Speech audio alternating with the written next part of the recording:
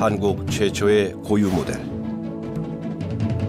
그 시절 우리 아버지들의 로망이었던 현대 자동차 포니. 포니 여러 모양이 참 귀엽고 그 나이에 좀 맞더라고. 그리고 차 스타일이 전면을 보면 상당히 이렇게 각이 있는데 뒤에 C필러 쪽에서 트렁크 쪽으로 내려가는 선이 참 예뻐요. 지금 봐도 아주 이렇게 부드럽게 예쁘게 넘어가잖아요. 맵시뿐 아니라 성능 또한 우수했던 포니. 추억의 자동차 포니가 아직도 도로를 누비고 있다. 30년 전에 탄생된 차라고는 믿기지 않을 만큼 기동력이 탁월한 포니. 18년째 포니 사랑에 푹 빠져 있는 노현석 씨. 포니는 탈 때마다 아무 생각이 안 나게 만드는 차예요. 항상 포니는 제가 탈 때마다 즐거워요. 2000년도에 살고 있지만 80년대 당시에 제가 재밌고 즐거웠던 그런 추억이 많이 있었거든요. 근데 지금 그 시절로 다시 돌아갈 수는 없잖아요. 아들은 이 차가 좋은 차인지 나쁜 차인지는 몰라요. 그냥 아빠가 해주는 말만 믿으니까. 근데 아들은 지 생각에는 이게 수북한 줄 알고 있어요. 친구들한테도 그렇게 얘기하고. 현석 씨에겐 포니는 추억의 보물 1호이자 끝까지 함께할 가족이다. 대한민국을 달리는 제1호 국산차 포니. 그러나 포니가 완성되기까지 순조로운 것만은 아니었다. 100월돈 시절에 자동차 독자 개발 선언에 들끓었던 비난들. 정주영의 자동차 독자 개발 주장에 코웃음을 쳐대던 해외 자동차 CEO들.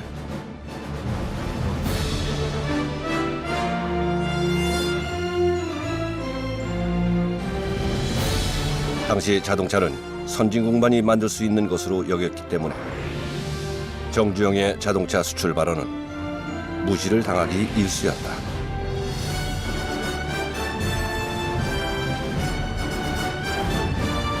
글로벌 5위, 세계 속에 우뚝 선 현대 자동차.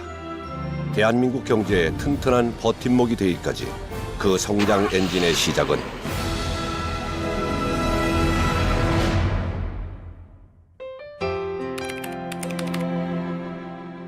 강원도 통천.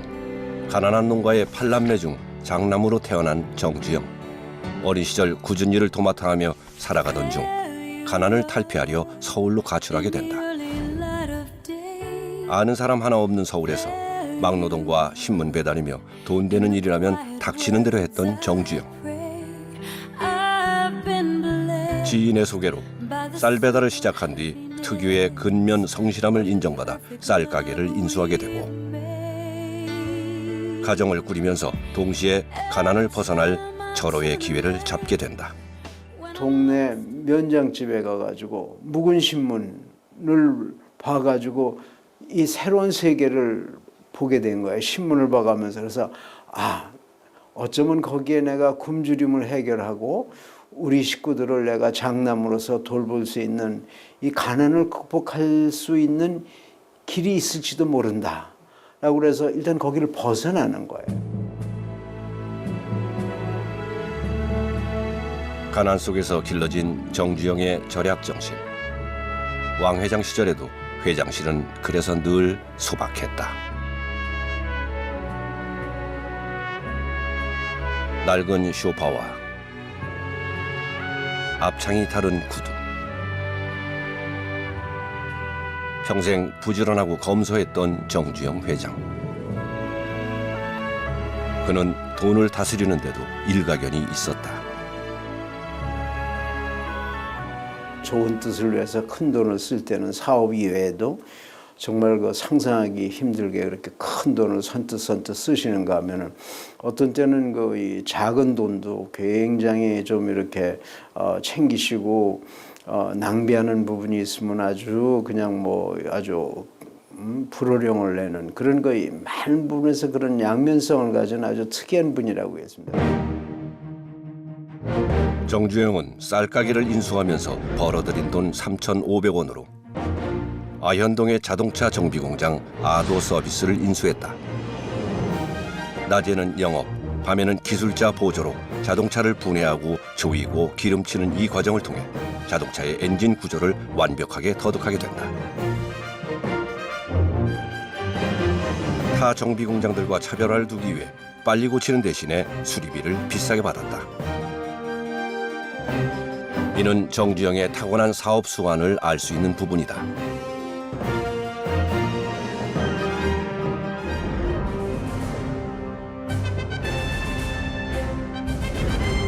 자동차 수리 공장을 운영하며 터득한 기술로 현대라는 그룹을 만들고 그때부터 독자 개발 자동차를 만들겠다는 꿈을 꾸게 된 정주영.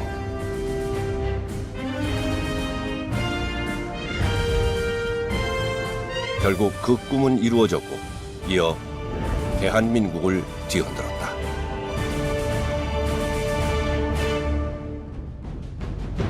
(1964년) 차관 요청을 위해 독일을 방문한 박정희 대통령은 곧게 뻗은 아우토반 위를 시속 160km로 달려본 뒤에 충격을 받았다.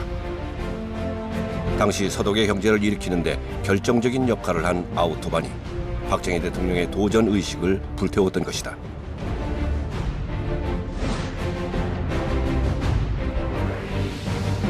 한국에 도착하자마자 박정희 대통령은 고속도로 건설 착수를 지시했으나 고속도로는 부유층의 전유물이 되어 예산 낭비가 뻔할 거라는 이유로 국민들과 정치권의 거센 반대에 부딪혔다. 정치인들이 특히 반대를 많이 했는데 그 반대하는 이유가 첫째 하나가 돈 없는 나라에서 무슨 고속도로를 한다는 얘기냐. 그리고 둘째가 나라에 차가 몇 대 없는데 무슨 고속도로 해서 차를 쓰려고 그러느냐. 그다음에 세 번째 얘기가 그 사람들은 돈 좀 있으면은 농사 못 짓는 시골에 비료공장이지 무슨 고속도로 한다고 그러냐. 그리고 그냥 막 반대를 했어요. 그러나 박정희 대통령의 고속도로에 대한 신념은 아무도 막을 수 없었다. 박정희 대통령은 1965년 태국 파타니 나라티왓 고속도로 건설 경험이 있는 기업에게 고속도로 건설을 맡기게 된다. 경부고속도로 건설을 맡은 사람은 바로 정주영. 아무도 하지 않으려 했던 공사지만 정주영은 즉시 공사에 착수했다. 회복이나 했어? 바로 이 무한한 도전 정신이 발휘되는 순간이기도 했다. 뭐 정주영 회장은 뭐 정말 박 대통령한테 정신적으로도 그렇고 정말 아주 최고의 원군이었죠. 미흡 하나마 뭐 이 저 100km도 안 되는 고속도로를 태국에서 또 놔본 경험이 있고 그게 유일한 현대 건설이었어요. 1968년 2월 1일 착공된 경부고속도로. 주위에서 무모한 도전이라고 수군거릴 때도 정주영은 물러서지 않고 공사를 강행했다. 근로자들처럼 정주영은 개조한 미군 폐 지프차에서 하루를 보내며 현장을 진두지휘했고 차에서 잠깐씩 눈을 붙이는 습관은 훗날 습관화되어 목 디스크가 되기도 했다. 24시간 현장에 있어서 현장맨으로 불렸던 정주영. 지금 이 사장 그 현대건설 이럴 때 내가 봤지만 쉽게 얘기해서 그냥 일반 일하는 사람과 같은 행동을 하더라고. 아무 데나 자고 그냥 거기서 되는 대로 먹고 그리고 그냥 이 인부들 같이 그냥 어떤 데 일도 이렇게 해보고 그리고 그 뭐라 그럴까 아주 그냥 안 되는 게 없다 이거지. 그 사람 했던 거 보면 아이 어렵지만 됩니다. 안 되겠다. 아이 됩니다. 그러나 날벼락 같은 일이 벌어진다. 공사 기간 중 가장 난 코스였던 당제 터널 구간. 이곳에서 생명들이 희생되는 사고가 발생한 것이다. 톤내로 공사가 제일 난 공사예요. 길지도 내로. 또 북풍령의 그 공사. 그 난 공사가 이제 톤내로 공사라고. 왜 그러냐면 톤내로 우리가 경험이 없잖아요. 그리고 톤내로 사람도 무너지잖아. 사람도 많이 희생당했잖아요.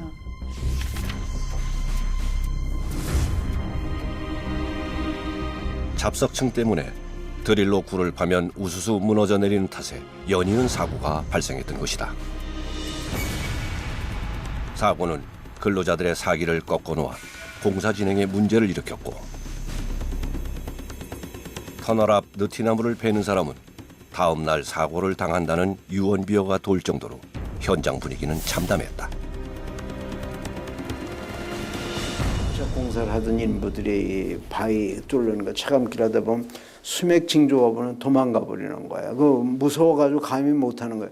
그러면 공사가 어떻게 돼요? 그러면 정조 회장이 인부들을 지추고서 당신이 앞에 나서 가지고 위험을 무릅쓰고 차감기를 가지고 그야말로 그걸 뚫어 가지고 현장 인부들을 따르게 한다든가.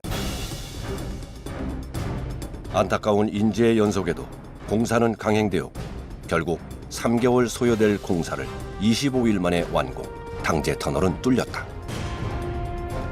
정주영 사전에 중도 하차란 없다는 말이 증명된 셈이다. 1970년 7월 총 예산 429억 7,300만 원으로 이룬 경부 고속도로. 이는 세계 고속도로 건설 역사상 가장 저렴하고 최단 시일 내 완공이란 기록을 세웠다.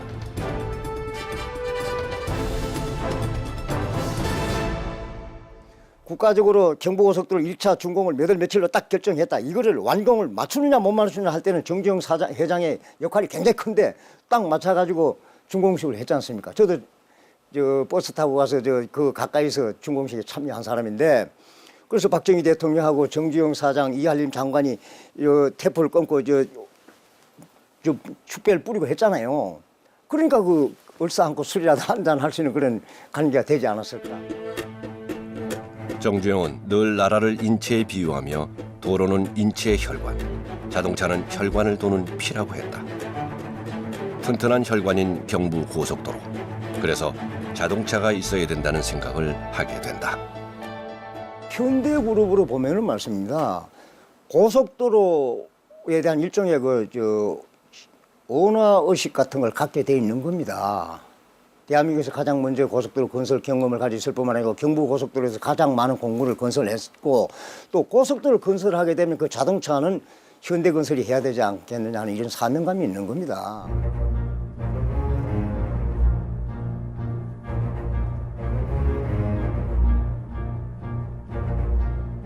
정주영은 자동차 개발에 착수하려 했지만 부족한 기술력 때문에 타사와의 합작을 고민하고 있었다.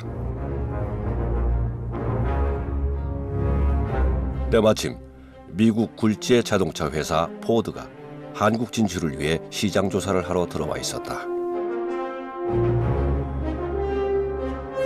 미국 자동차 전략은 한국에 그렇게 일 열심히 하고 훌륭한 노동력을 가진 것을 이용을 해가지고 현대 같은 그런 데하고 제휴를 해가지고 조립 생산을 시작을 해가지고 기술을 가르치고 노동력을 양성하고 그런 다음에 대단히 조립 기지를 한국에 만들어가지고 그걸 가지고 중국하고 아세안 시장을 멀리 보면은 미국도 성공하고 그 다음에 한국 경제에도 굉장히 도움이기 때문에 한국 정부나 경제계에서도 환영할 것이다.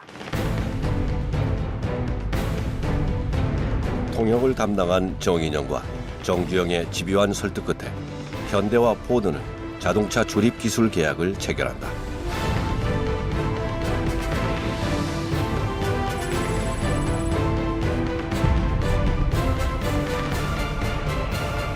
현대는 1년 만에 코티나를 조립, 생산에 모두를 놀라게 했다.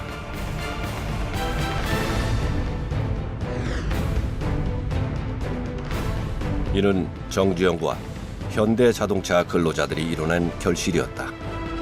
그러나 일이 잘 풀려갈수록 정주영의 자동차 독자 개발 욕심은 더욱 강해졌다. 조립 공장에서 멈출 수는 없다고 생각했기 때문이다. 정주영은 독자 개발의 승부수를 띄우게 된다.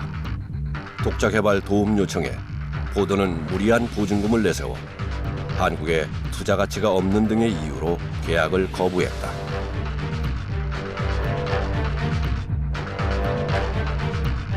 사실상 포드는 한국에서의 독자 개발 자체를 고려하지 않은 것이었다.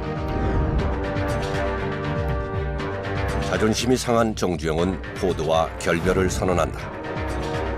하지만 자동차 독자 개발의 길은 멀고도 험했다. 조립 생산 파트너니까는 포드가 엄청난 어떤 돈을 투입을 하면은 현대도 투입을 하지 않습니까? 그래서 그 여러 가지 이런 면에서 현대가 따라오지 못할 그런 조건을 자꾸 제시를 하는 거예요. 그리고 이제 그때 또 한 가지 뭐가 있었냐면 차종 선택이라든가 생산 설비 선택이라든가 전부 이런 거를 다 포드가 좌지우지하는 거예요. 그러니까 그 정 회장님 입장에서 보면 전혀 생리에 안 맞는 거거든요. 포드와의 결별 후 이탈리아와 손잡은 정주영. 세계적으로 유명한 자동차 디자이너 주지아로는 복스바겐 골프, 페라리, 마세라티 등을 디자인한 것으로도 잘 알려져 있다.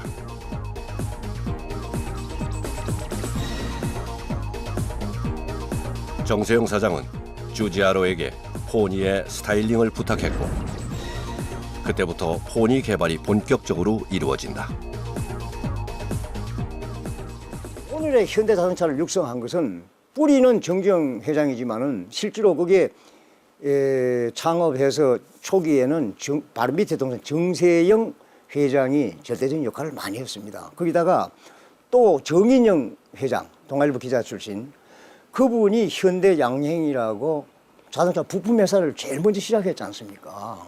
그래서 부품도 있고 또 선진 경영 마인드도 가지고 있는 동생도 있고 뿌리는 정주영 회장이고 그래서 삼형제 이것 때문에 현대자동차가 오늘날 뿌리를 내린 것이 아니냐 그렇게 평가할 수 있을 겁니다. 자동차 조립 현장에서 부품 정도만 만져보던 현대 직원들에게 이탈리아 현지의 작업 모습은 문화적인 충격이었다. 하지만 할 수 있는 것은 오로지 들여다보는 일뿐이었다.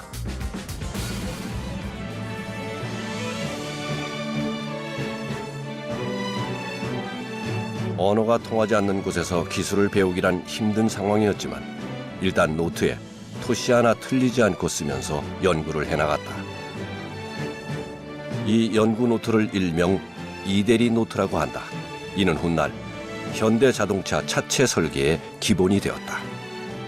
그때 당시에 이충구 사장님이 있었고 그다음에 이제 주로 이제 기술센터에서 이탈리아 가서 그 주지아론 그 디자이너를 만나서 이 디자인을 그러니까 미시비시에서 란사라는 차가 있습니다. 포니 크기에 그걸 한 대 들여다가 모든 건 다 버리고 플로어 판넬이라고 있습니다. 그거를 갖다 딱 놓고 거기서 이제 디자인을 개발한 거죠.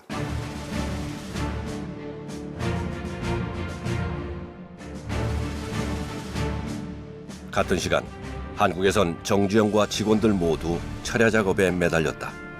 어떤 일을 시작하든 반드시 된다는 확신 90%에 되게 할 수 있다는 자신 10%를 가지고 일하는 정주영과 현대 직원들. 결국 그들은 해냈다. 대한민국 최초의 순수 국산 모델 자동차 포니. 작지만 강한 조랑말이란 뜻의 포니가 탄생한 것이다.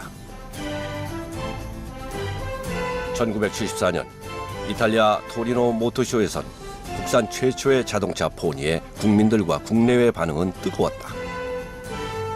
그러나 현대에게 또 한 번의 위기가 찾아오게 됐다.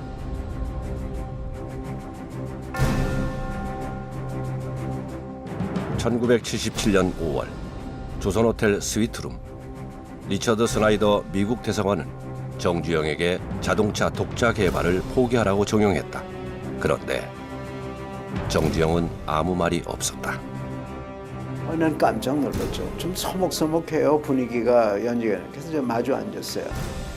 근데 이제 이야기가 연장이 되는 거예요. 전에 논의 대통령. 이제 그 스나이더 대사가 먼저 이야기를 끄는 거예요.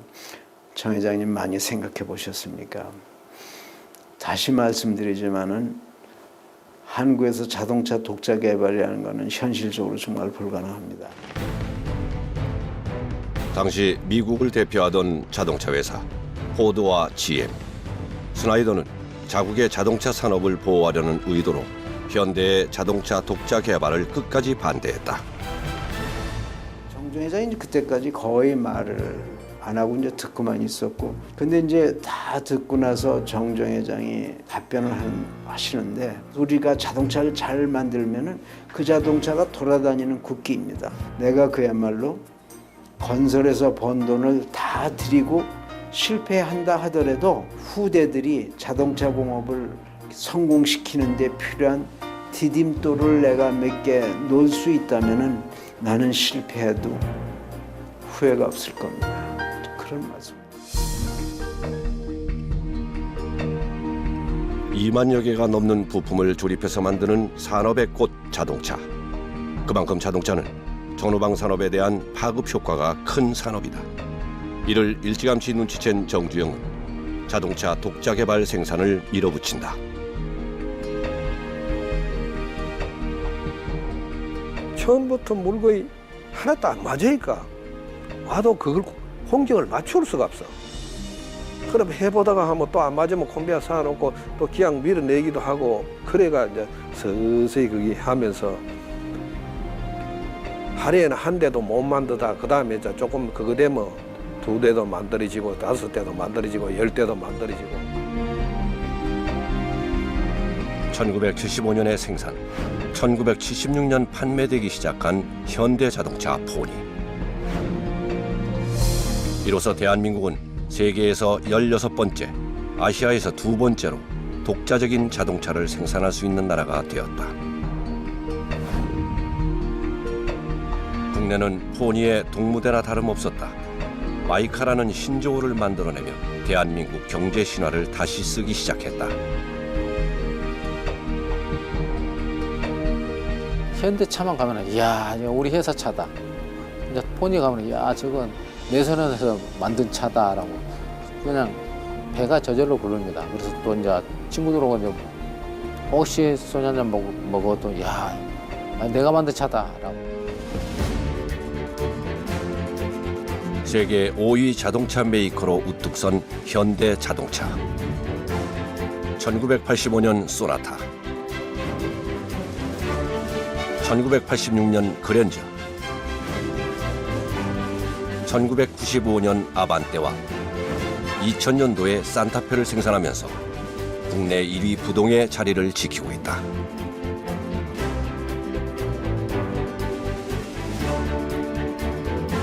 현대자동차는 꾸준히 해외 시장을 겨냥한 제품 개발에도 한창이다.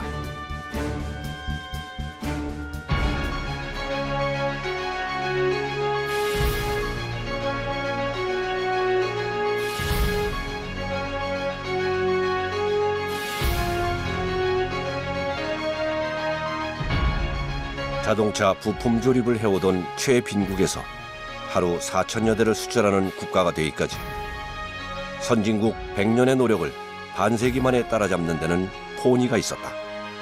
현대자동차 부들은 하루에 4,800여 대 수출을 하고 있고요.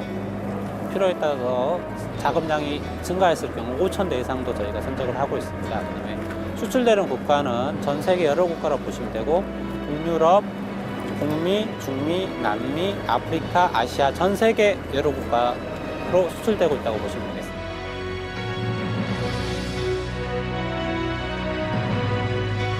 대한민국 수출 1위 품목 자동차. 그중 현대자동차의 점유율은 단연 1위. 세계를 향해 달리는 현대자동차. 현대자동차는 포니의 눈부신 질주 이후에 발전을 거듭하고 있다. 국민차 포니를 꿈꾸고 만든 정주영. 그의 영문대로 바퀴 달린 국기, 현대자동차는 오늘도 세계를 누비고 있다.